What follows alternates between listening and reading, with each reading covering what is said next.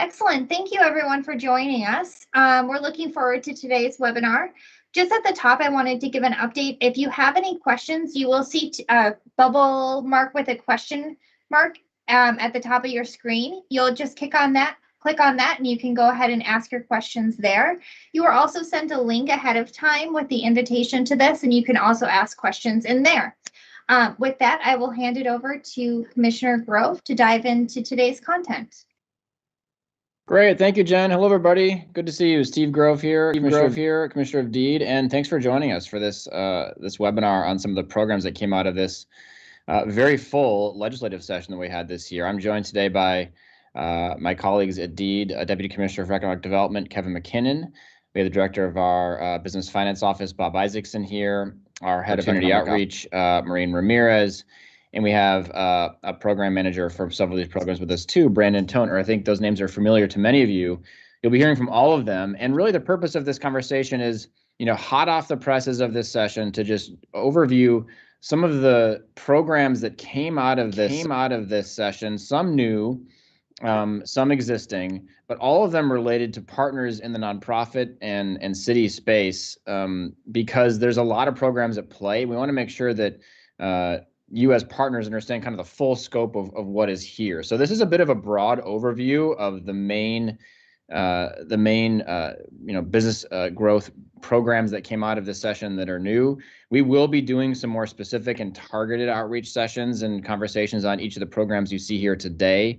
And again, the RFPs for these have not yet been released, so there's still some work at play, but we just didn't want to miss the chance fresh off the session to provide a general overview of where we're at. We will take your questions at the end, and I'm sure there will be many more in future sessions more dedicated to these specific programs, but I wanted to take some time here today to walk through them. So, I think to look at today's agenda, we are going to focus again on new and existing programs. The new programs we'll outline in more detail are the Main Street Revitalization Program, the Main Street Business Relief Program, and a targeted community capital grant program, which is coming soon. It's not ready yet, but we just want to give you the basics of what that looks like so you know what to expect. And we want to make sure we talk about some existing programs too, because the timeline for those coincides with some of these other programs too. We want to make sure you're aware of the kind of the full slate of programs. So we'll talk about the Child Care Economic Development Grant Program. We'll talk about Business Development Competitive Grants, the Emerging Entrepreneur Loan Program, and then upcoming later this fall, we're really excited for the relaunch of the State Small Business Credit Initiative, which Bob Isaacson has helped craft over many, many years, and will walk us through here as well. So a good slate of an agenda ahead, and I think, just to kind of give an overview of more broadly what this last year has been for our Economic Development Department, and if we can go to the next slide for that, I think, it has been an unprecedented year in terms of the amount of capital that we have gotten out into the market through state government. And when you tally it all up, all these grant programs, over $300 million gone to businesses, through Deed and partners alone. Over 22,000 businesses have been touched by those dollars. And of course, we've got our regular programs, which are sort of always on, that have continued and are in these days receiving even more increased demand. Out of this budget, another $285 million in economic development grant programs were passed, really an unprecedented jobs bill when you look at the whole scope of it. And a lot of that driven by the fact that this is a moment of change in our economy, a moment where increased investment is needed. And with the ARP dollars that came in from the federal government, we had a really unique opportunity to expand that target and do a lot more than we ever have been able to do before in the jobs bill. So these are some big numbers that you're going to see. Like I mentioned, the program demand for our regular programs is increasing. And I think today we're really focused on those programs for which nonprofit partnerships and communities are so critical. And I think to that note, before I turn it over to Deputy Commissioner McKinnon to walk us through some of these programs, I just wanted to make sure we express our sincere gratitude and thanks to every partner on this call, every lender, every nonprofit institution, every community. The state has continued to partner and frankly rely on all of you to execute these incredibly important programs at a unique moment in Minnesota's economic history. And you've all really delivered. I'm sure they're on the calls. There are those here on the call who have been a part of several of these programs in the past. Some are maybe new and going to be involved in ones moving forward, but the state government just could not do this without your help and without your leadership. And we're just very grateful for that. We're committed to making sure these dollars are used in the most efficient and effective way possible, and that they reach the businesses and people who've experienced the most challenge from this pandemic. And we'll talk about outreach a little bit later, but it is a huge priority of ours to make sure that organizations serving communities of color and disadvantaged pockets of the state in particular receive special attention and awareness. And you'll see some of that even in the program construction here with some of the targeted grant amounts that exist. So I think with all of that, we'll dive right into the meat of this. I'm pleased to welcome my friend and colleague, Kevin McKinnon, who's going to walk us through these, and he'll bring members of his group in to share detail along the way too. So Kevin, over to you.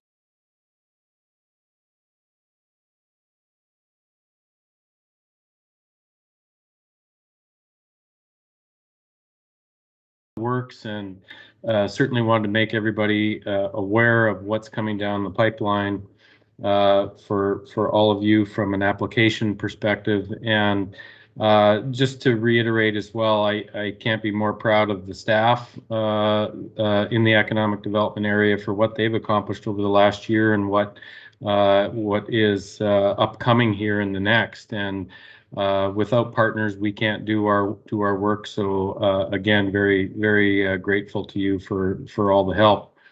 The first program that we wanted to talk about today is the Main Street Economic Revitalization Program.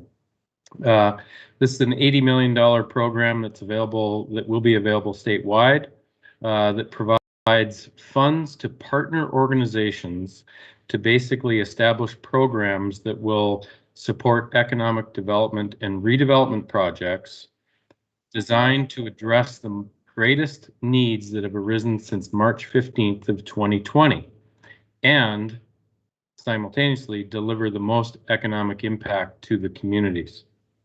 Essentially, this program will provide up to 30% of the total project cost, up to $750,000 per project in grants. And the matching funds have to come through fundraising efforts, bank financing, and other sources of capital. The other program that the partner organizations can set up is a loan guarantee program, by which you can guarantee up to 80% of a loan up to $2 million per project, or $1.6 million in a loan guarantee. As I mentioned, there'll be 80 million available statewide. There's some split in geography. Only 65% can be invested in one or the other geography between the Metro and Greater Minnesota, basically. And there are going to be 3 rounds of application for this program, and no more than $40 million available in the first round. So we will open round 1 applications on August 3rd. That'll be due August 31st, which is the first deadline in law for this first round. The second deadline is March 1st of 2022, and then the third deadline will be after June 30th of 2023 for any funds that remain at that time. Next slide, please. So eligible partner organizations. These are, as named in law, foundations, CDFIs, or community development financial institutions, and community development corporations. Essentially, these organizations will be raising money to contribute to projects. The organizations will have 15 months to raise the money if they have not already started raising money for the purposes of this program. Eligible recipients of the grants and loans that the partner organizations will run may be businesses, nonprofit organizations, developers, but it does not include projects undertaken by the partner organization or by a local unit of government. However, the partner organizations will have to work closely with their local governments on what those projects are. There's some details in disbursement that require some city approvals, so more to come on that. Next slide, please. So essentially how this will work is the partner organizations will raise matching funds. They will apply directly to DEED for their programs and their types of projects that they will fund. We will evaluate and award based on the greatest need and economic impact. And the partner organization will actually establish a program that will tell us sort of which areas they're going to be investing in.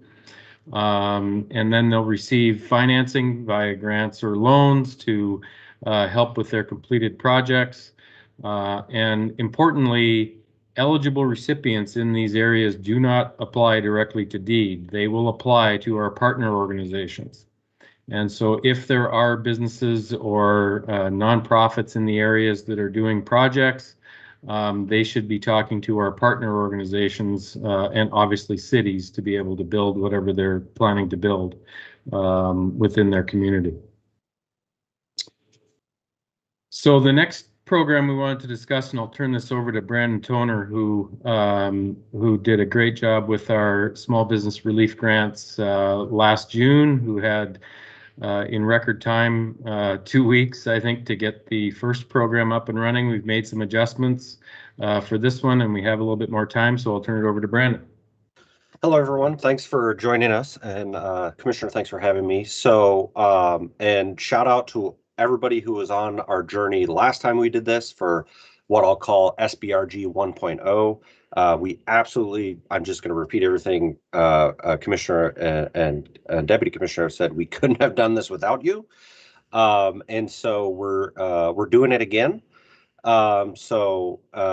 This time we're calling this SBRG 2.0, but it is called the Main Street COVID Relief Grants. This will be structured very similarly, but there's going to be some changes that I want to highlight.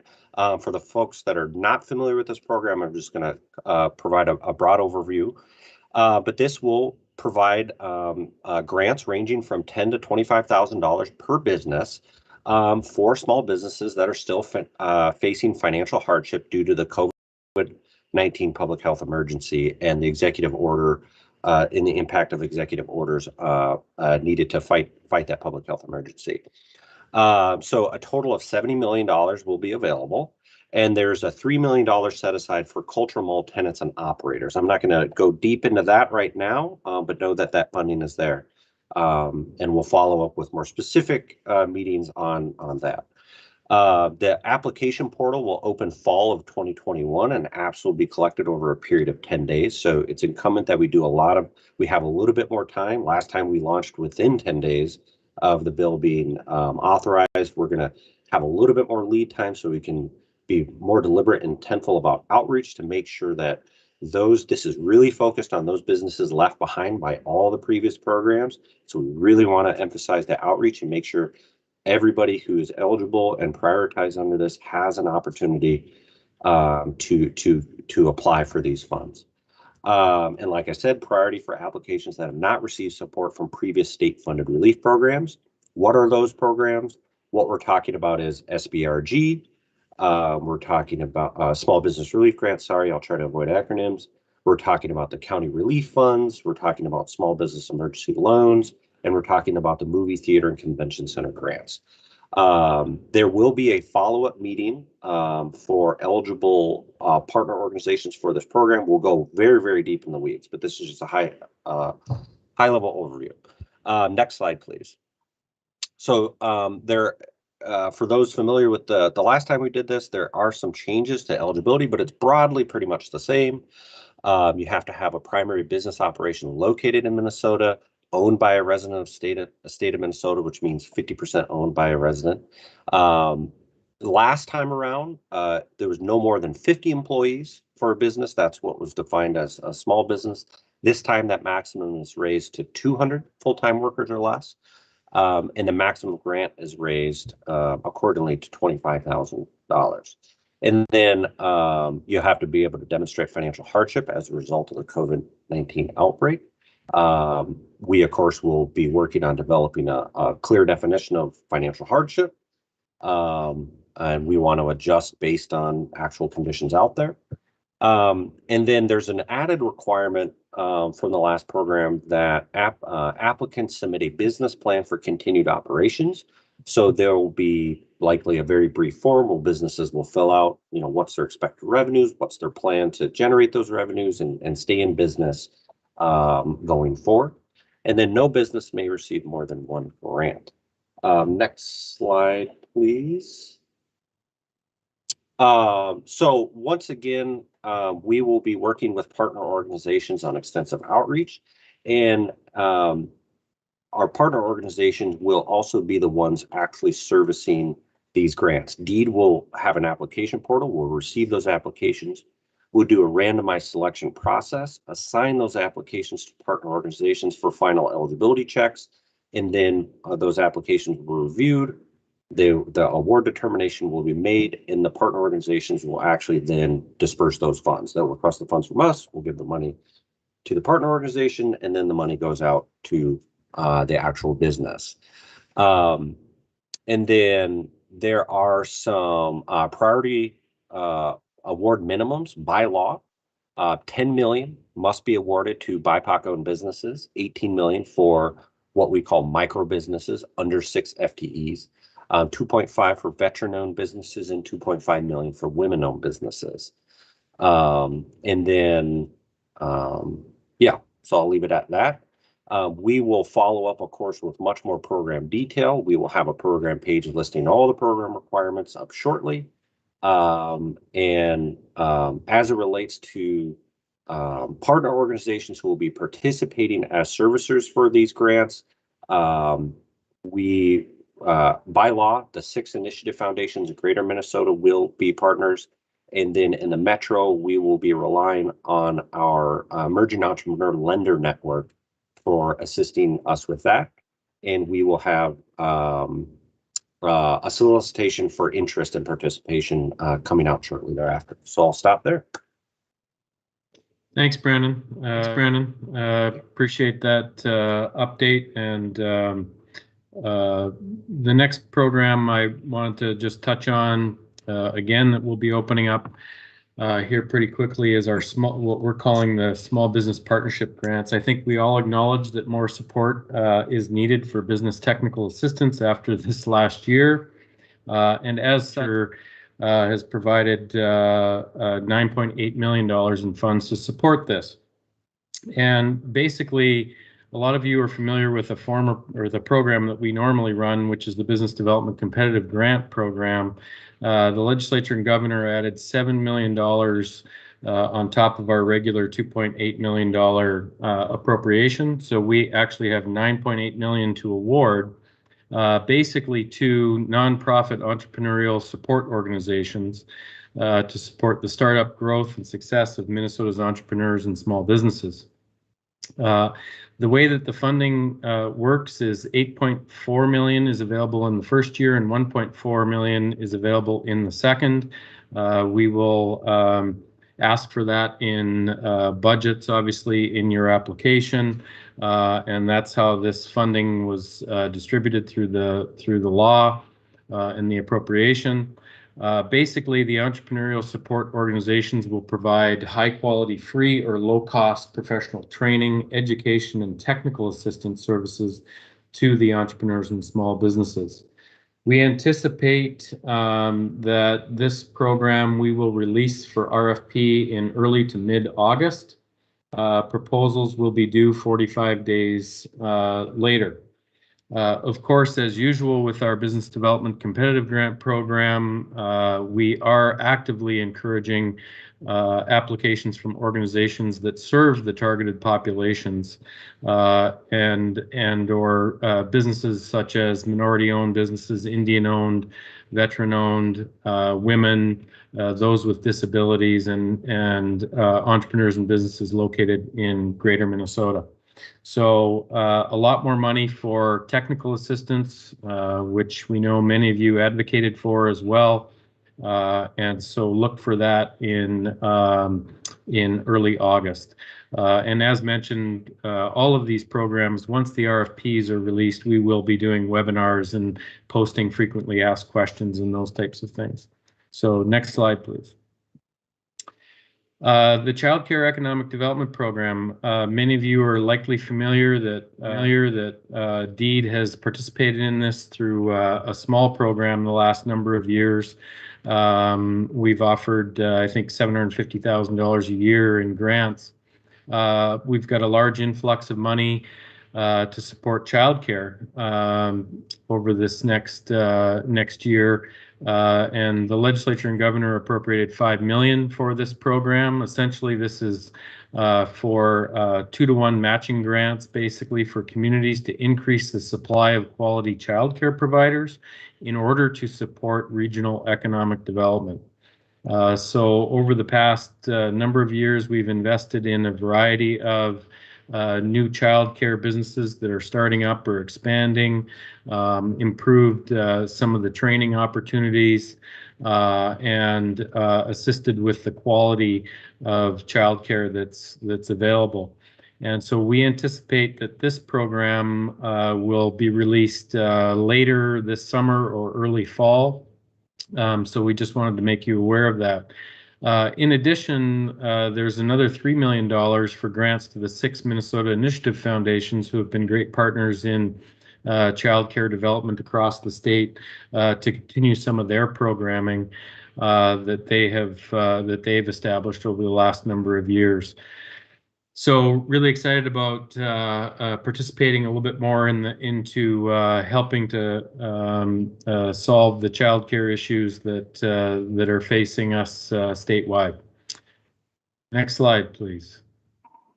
Director of Business Finance, Bob Isaacson, for a couple of financing program updates. Thanks, Kevin.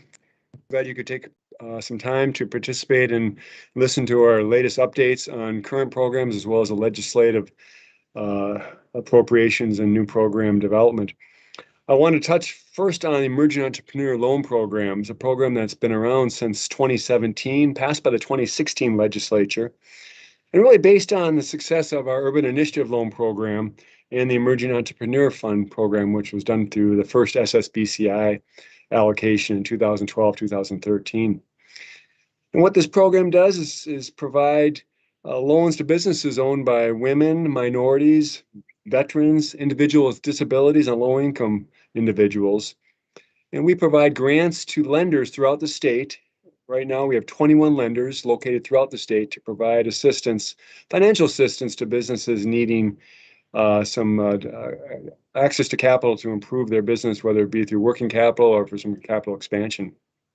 What's exciting about this small but powerful program is just in 4 years, we've done more than 200 loans, totaling over $5.7 million, of which over half have been to BIPOC-owned businesses across the state. And 53% of the program dollars have gone to Greater Minnesota, so it really represents a wonderful geographic dispersion throughout Minnesota, which is so important, I think, to make sure that we have dollars in one Minnesota throughout the state. What's surprising to a lot of people is the leverage that we see through the program. We've seen nearly $37 million in additional lending, which means for every dollar that we provide, $6 is provided from the businesses themselves, either through financing or equity additions. So it's a wonderful program, not only for providing access, but additional capital access generated as well from our lending partners. The statute itself that authorized the Emerging Entrepreneur Loan Program asks us to take a look at our lenders every 5 years. So the initial RFP was issued in 2016. And so we thought 2021 was about 5 years later. So we decided to do another RFP earlier this year. We solicited applications from current lenders as well as new lenders and new organizations throughout the state. And thus far, up until the date of us actually accepting the different applications to be a lender, 27 responses were received. And they represented lenders from all regions of the state, which is always important for us to make sure that regardless of where the business is located, they can access a lender that is participating in the Emerging Entrepreneur Loan Program. Organizations included in the 27 responses focus on BIPOC and women-owned businesses, as well as immigrants, and of course, the rural areas throughout the state as well. We had all the responses, all the applications reviewed by community reviewers, so not just DEED staff, but folks who who are broadly representative of the program's geographic and target market diversity. So we had 10 folks that represented rural areas, BIPOC-owned, women-owned organizations, a terrific mix of reviewers that helped us review all the different applications that were submitted to us. We expect the new lending pool, the new lenders, and the allocations for these lenders to be announced next week, which is pretty exciting. I think we're going to, at this point, we have 21 lenders. We're going to have more than 21 lenders, which is always good for accessing the capital for our businesses that meet those targeted demographic areas for the program itself.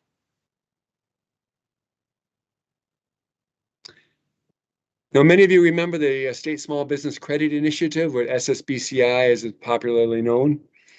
It was passed, the first SSBCI 1 was passed in 2012, and we received $15 million from that program. SSBCI 2, which was just passed as part of the COVID relief plan by the Congress, will award to Minnesota approximately $75 million, so a five-fold increase in the dollars coming to Minnesota to help with small business financing. Funding, just like the first time around, will be provided in 3 tranches, so we don't receive $75 million off the bat. We'll receive probably around 25 million, and as we exhaust those dollars by dispersing those dollars to businesses through the programs funded by SSBCI, we'll receive an additional funding tranche from Department of Treasury at the federal level. As a reminder, from the first time around, we received $15 million, and we split that among 4 programs. Capital Access Program, very active program for just $400,000. We did 108 loans. That was basically a loan loss reserve funded by the borrower/lender and deed. A loan guarantee program, only did 9 loans, but it's a pretty powerful program providing over $1 million in loan guarantee. The most active program is Emerging Entrepreneur Program. And I mentioned that was kind of a precursor to today's Emerging Entrepreneur Loan Program. We did over $6 million in 375 loans. Really, really active program. And the Angel Loan Fund was kind of a late addition. We're looking to really try to encourage some investment in lending in the early stage companies. So we partnered this with our Angel Tax Credit Program, and thus far we've done 48 loans valued at a little over or nearly $7 million.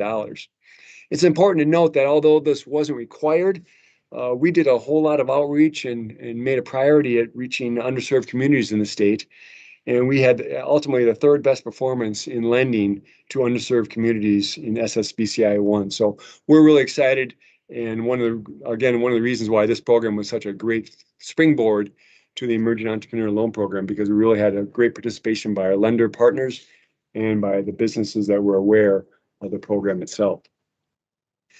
As we move on to the SSBCI 2 framework, as I mentioned, we're going to have a significantly larger allocation, $75 million versus $15 million. And there'll be potentially some additional dollars based on potential for discretionary funding, which will be released in their rules and guidance that we hope to receive soon. There's going to be some carve-out requirements for very small businesses, as Treasury defines and Congress defines less or fewer than 10 employees. And for socially and economically disadvantaged individuals. So we'll get $75 million, but a piece of that's going to be targeted just to those 2 groups.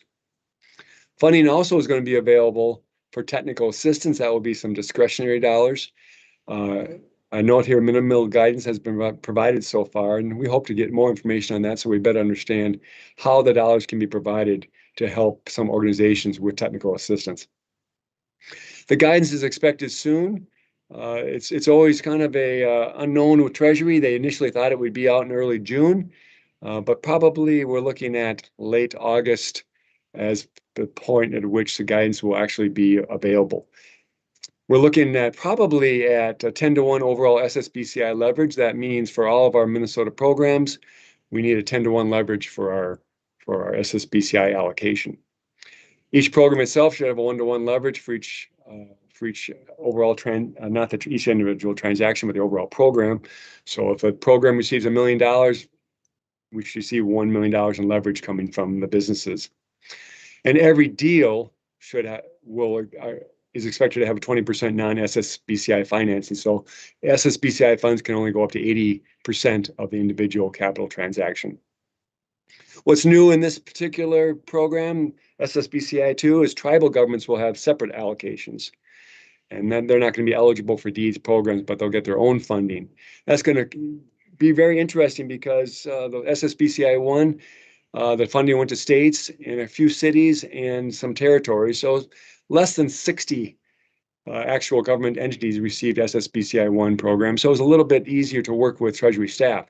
Tribal governments, there's over 500 of them across the nation. So it's going to be interesting to see how Treasury is able to handle some of the questions and discussions related to SSBCI1 or SSBCI2 with the vastly increased number of individual governments receiving funding. I touched on the timeline a little bit, but let me just refresh everyone's memory. The notice of intent to apply has already been submitted by the state of Minnesota. That was due a couple months ago. A request for information period has closed. Treasury put out a RFI asking for thoughts and questions that people would like to see included in the SSBCI2. That is now closed, and now they're in the actual writing the rules and guidance mode. We expect them to release rules and applications by late July or early August. We'll keep our fingers crossed on that. It's very complex. Last time around, they issued their rules fairly quickly, but then they did 3 or 4 different changes to those rules. And I think they're trying to avoid getting those amendments because that just confuses everybody when you're operating by 3 or 4 different sets of rules, depending on the timing of an individual transaction. Once the rules are issued, we're going to we'll be completing some intensive outreach following better information through the rules. We want input on venture capital programs and various lending programs from all of you, as well as other groups, to really make sure that what we develop in terms of programs that to deliver the SSBCI dollars meet the needs of businesses and lenders that we'll be working with. Overall, we have to actually submit our program information, i.e. the application, by December 11th. And we're hopeful that the first tranche will likely be arriving, the first $20 to $25 million within 90 days of application. All depending on what type of programs we develop, I would expect if Treasury gets their rules out by late July, early August, or even late August, we should be able to put some things together in the next 60 to 90 days. So we should be able to get our application in the fall, and hopefully we'll get to our dollars before the end of the year. So pretty exciting to look at this SSBCI2 program. I know many of you really enjoy the SSBCI1 and would love to see that type of program, the programs that were funded by SSBCI1 available again, and we'll have plenty of opportunities to provide more details on what you'd like to see in the SSBCI2 programs as we move ahead this fall. Thanks, Bob. That was great overview of a program that obviously is coming, but not in the next couple months like most of the rest of them. So just wanted to give you a heads up on all that capital that is basically being provided to us by the federal government that will go out to RFP on for partners. The other one that is coming soon is our Targeted Community Capital Grants program. Essentially, this is a $24 million program that was passed in the legislature, and as designed, it is competitive grants to nonprofits and government entities that provide, increase, or expand services to underserved communities or economically disadvantaged persons or groups. And so out of the 24 million, there's $18 million that are available for capital grants. And basically, when we talk about capital grants, which are usually in a bonding bill, this is actually a general fund appropriation. But generally, when we talk about capital grants, we mean the acquisition or betterment of buildings or other fixed assets of a capital nature. And so as I mentioned, normally you would see this type of program in a bonding bill, but the legislature decided to put some general funds into this program. And so out of this 18 million, Basically, it's to expand capital assets, obviously, to increase or expand services to the underserved communities. And basically, when we talk about underserved communities or economically disadvantaged persons or group, what we mean is folks that are of low income, or 80% of the median family income for a family of 4. Minority business enterprises, which are defined in law, veterans, disabled, and those types of groups. So the services, the business or the operation that is operating in the building to be built or renovated must provide those services to the targeted groups that I mentioned. The other part of this $24 million in funding is $6 million for meat processing projects, which basically in a very specific location in the metro, as designated by the U.S. Department of Commerce in 1965. So we'll be working through that provision as well. That is a very straightforward grant that is part of the 24 million that the legislature passed. Next slide, please. So as it relates to the capital grants portion of this, there will be $18 million available, which will be equitably distributed between the Metro and Greater Minnesota.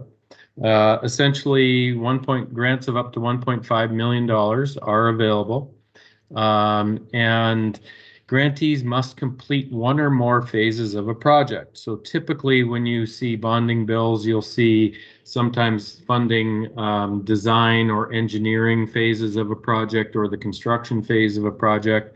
With this grant, you must complete at least one or more phases of a project.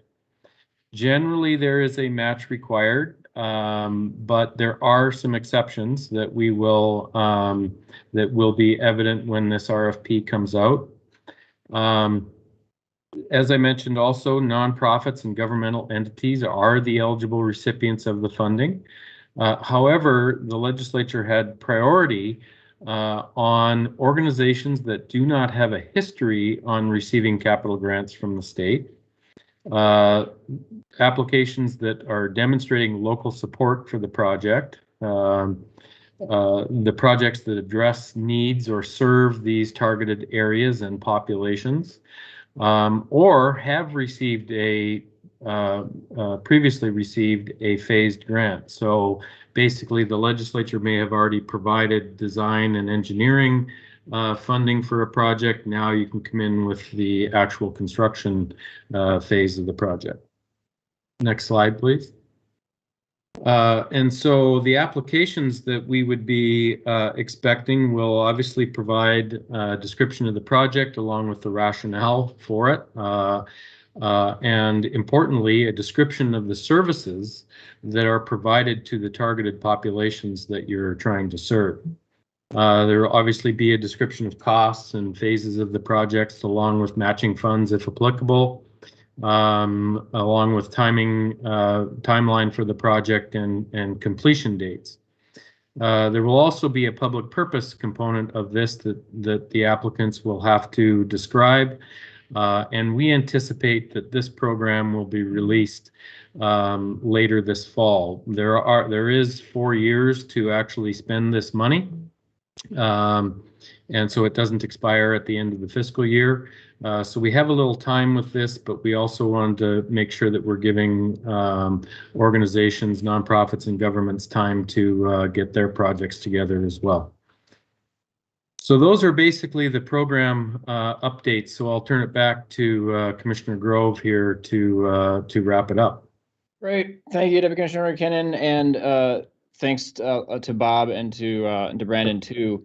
You know, these last 2 programs we went through obviously are a little bit more down the pike here, not certainly not launching in the next month or 2, but we just wanted to give that full picture. This capital grants program is really unique. It's not something Deed's ever done before, the program that Kevin just walked through. And I want to note that we're looking very closely at kind of partnering the administration of this program with both our Workforce Development Division and our Economic Development Division to really ensure we get the right impact and the right audiences looking at this thing, since it's just such a new program and is really centered around equity as its primary objective in helping some of these new facilities get built. So very excited about that program, very new. Much of this is very new. And again, it's just a really historic jobs bill. Nothing like this has ever, I think, been passed out of the legislature. And we're just really honored and humbled to get to move these programs forward in partnership with all of you. And again, just grateful for your leadership and working with us on this.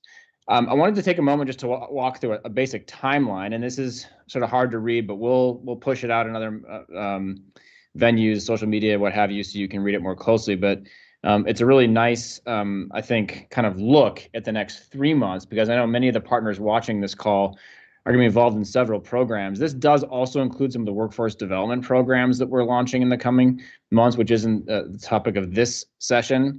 But we've included them all here just so you get a sense of what's coming down the pike from DEED from now through the end of September.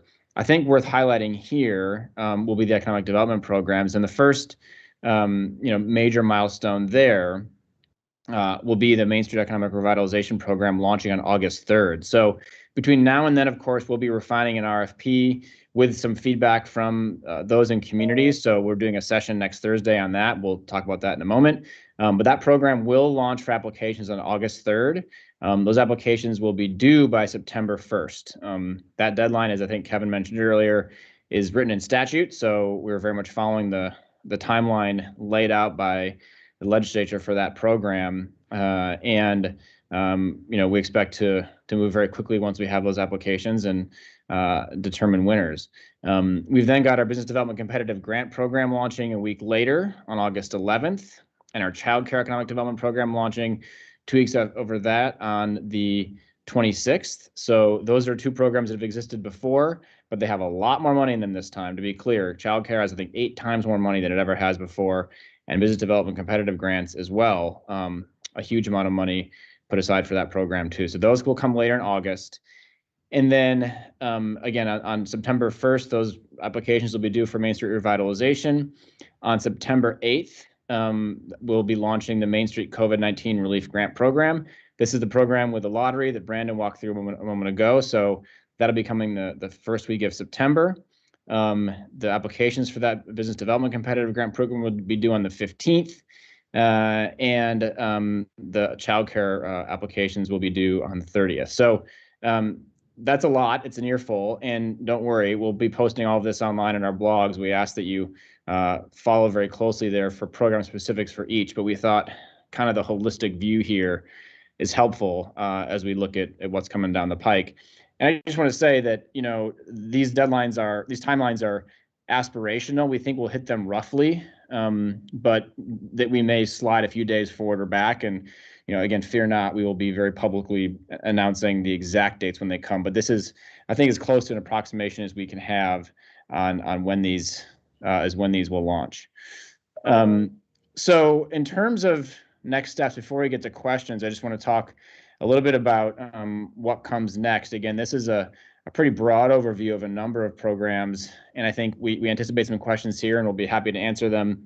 But we also know there's a lot of questions we won't have answers to yet, just given that we haven't released the RFPs for many of these, so we'll address a lot of these in our FAQs as well.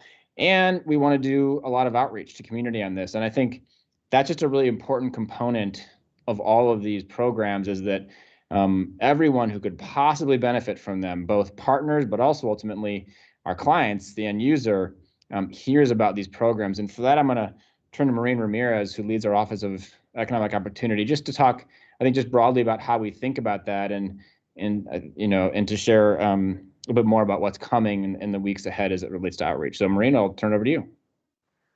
Oh, thank you, Commissioner, and hello, everyone. Same as everyone has said here, and now that you heard some of that brief overview, you can see all the moving parts and all of the timeline that we're trying to construct that both follows the statute that we need to, and also tries to spread things out so that organizations aren't applying for things they may be eligible for at the same time. So as we're setting all that up internally, we're also developing our plans to continue talking with you and to provide all the details, the specific information for those RFPs as each of them gets released. And so if you have an audience that you would like us to visit or make sure that we're connected to, as the commissioner said, stay tuned to your email and our blogs, but also feel free to drop us a line so we can generate that list and be reaching out. So social media, ethnic media, we'll be trying to get our message out in as many ways as possible. Appreciate your partnership on that. And if you have questions, let us know. Yeah, thank you, Maureen. Well said. And I think, you know, given the kind of change our economy needs and the kind of gaps that it has, and really the importance of an inclusive recovery based on all that we've faced this last year, this component is just so important. It's not an afterthought. It's not a sidebar. It is really central to making sure these programs exist, are done effectively, is to have this outreach exist, you know, right at the center of our efforts here as partners with all of you. So more on that to come. And I think just in terms of next steps, we will do a specific webinar on the Main Street Revitalization Program, where we're really looking forward to hearing from partners too about ways in which the RFP can be helpful for all of you. So that'll be next Thursday at 2:30 p.m.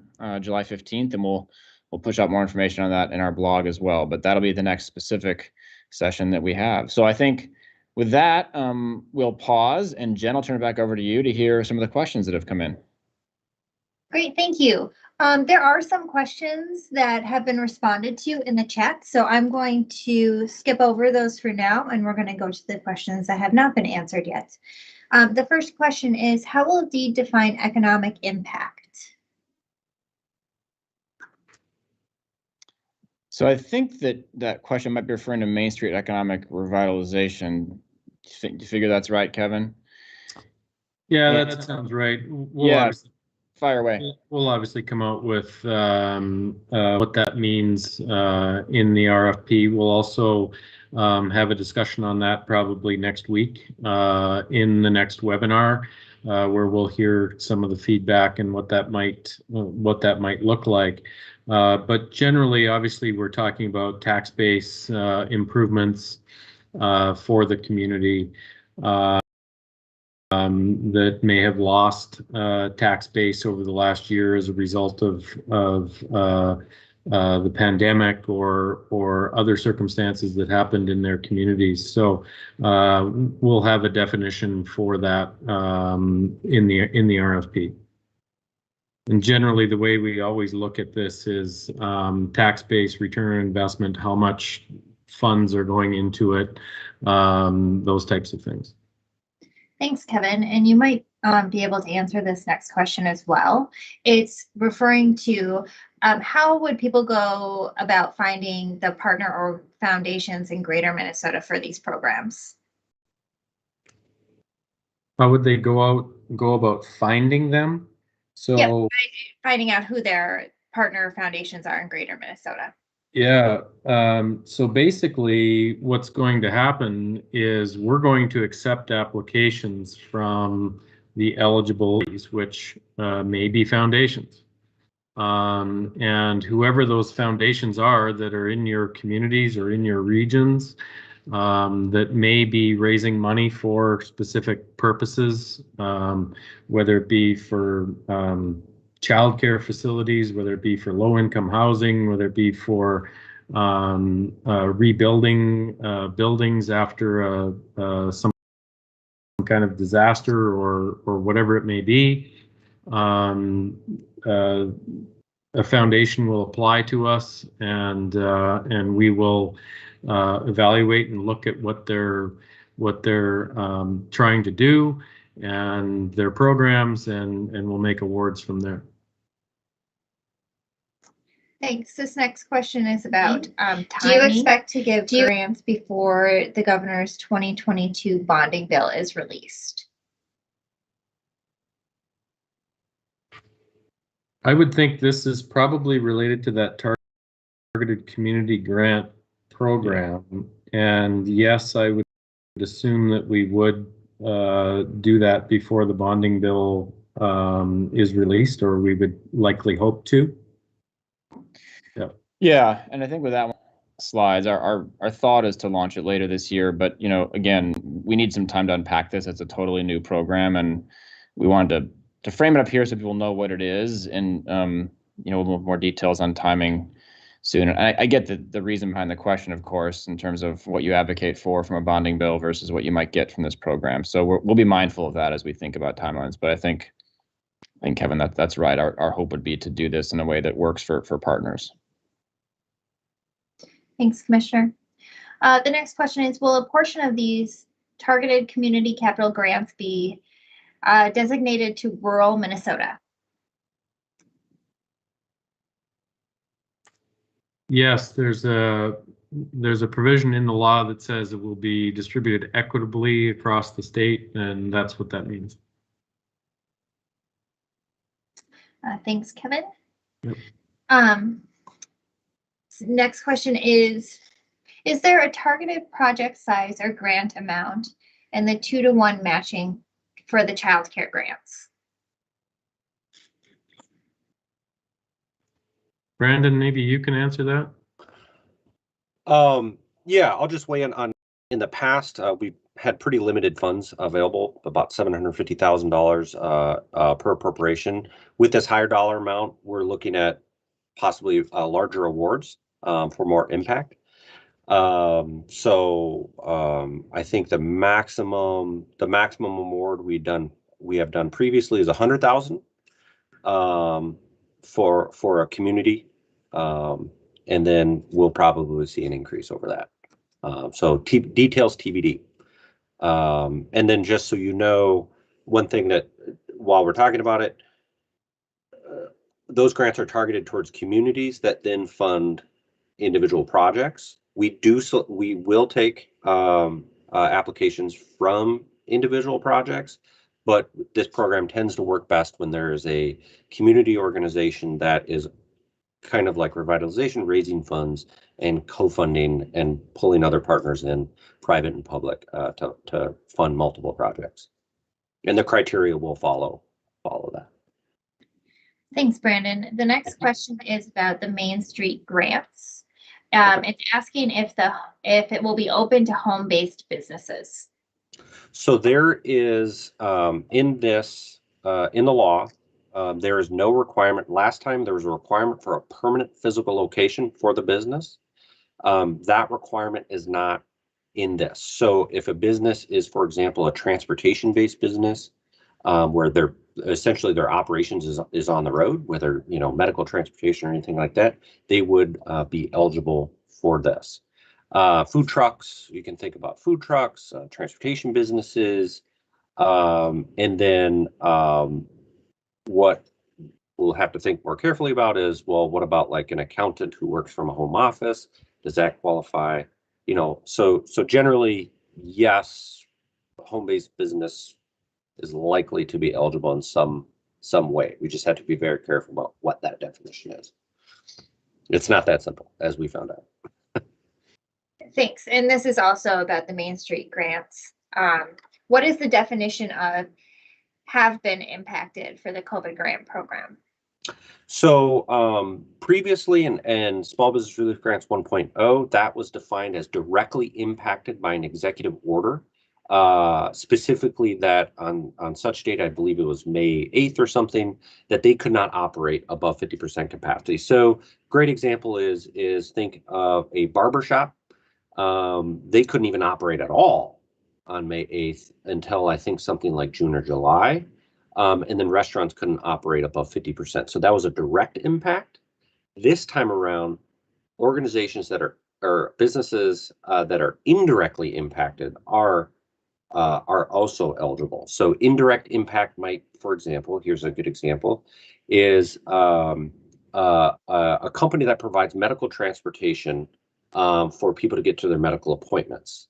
Think of people with disabilities or other health issues.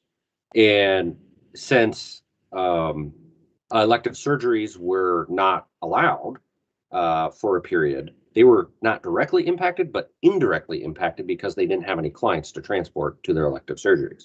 So that's an example of an indirect impact. The question that we are going to be thinking very carefully about is who isn't indirectly impacted?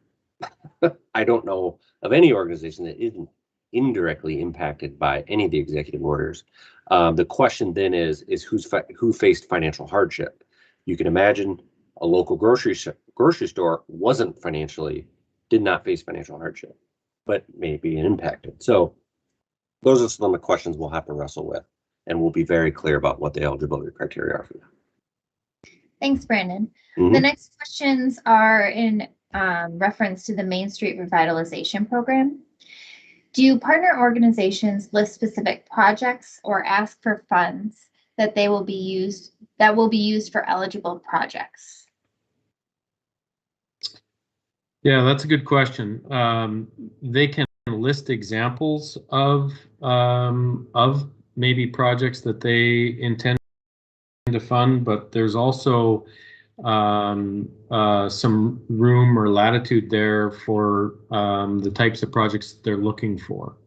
And so basically the projects don't necessarily have to be baked immediately, but that they will be over the next certain amount of time. I think months is the time that they have to raise money and start providing some funding to the projects. So not all the projects have to be baked and ready to go. You don't apply based on 8 projects that you will fund, but generally the types of projects that you will fund and how the programs will impact those projects.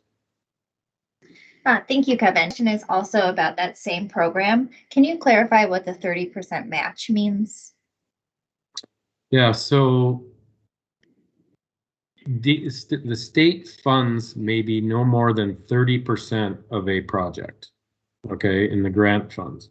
So basically that means I believe a project would have to be $2.5 million in order to get a $750,000 grant. That's the 30-70 split. So with the 70% matching funds, that's where the foundation, the CDFI, would have to be out raising funds for the specific types of projects that you're funding. They could have, there's some bank financing that can be thrown in there. There's other proceeds that you may have from insurance or wherever it comes from. But those are the types of matching funds that we'll be looking for. Yeah, that's exactly right, Kevin. Negotiate this with legislators and talk to developers who, of course, do these kinds of projects. We want to make sure that amount was reasonable. And of course, the goal here is to make sure the state is partnering with others on these developments, for which, longer term success is going to be more dependent on the partners than certainly on us. So that match was, carefully landed at with those numbers based on kind of industry standard practice and, certainly the history of economic development and development programs at DEED. Thanks, Commissioner. And we only have a couple minutes left, so I will get to as many questions as possible. But again, stay tuned on our social media and on our DEED Developments blog. I do want to mention that there were several questions about would this webinar be recorded, and yes, it will be recorded. You can find it on DEED's YouTube page or on our Facebook page after this as well. Let's see. This next question is, can an organization apply for 2 different capital projects in 2 different geographic areas?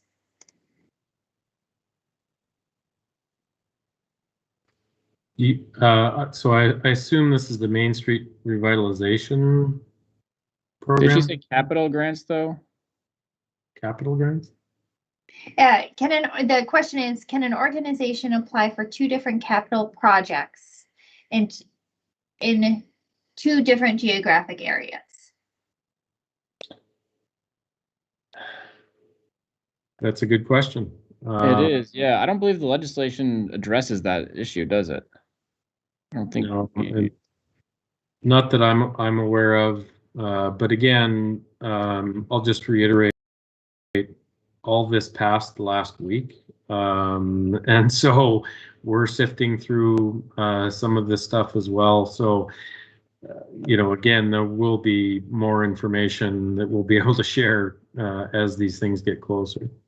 Yeah, I'll just add for revitalization, the need base is based on the defined service area, and so Potentially, an applicant could define multiple service areas. That's to be determined.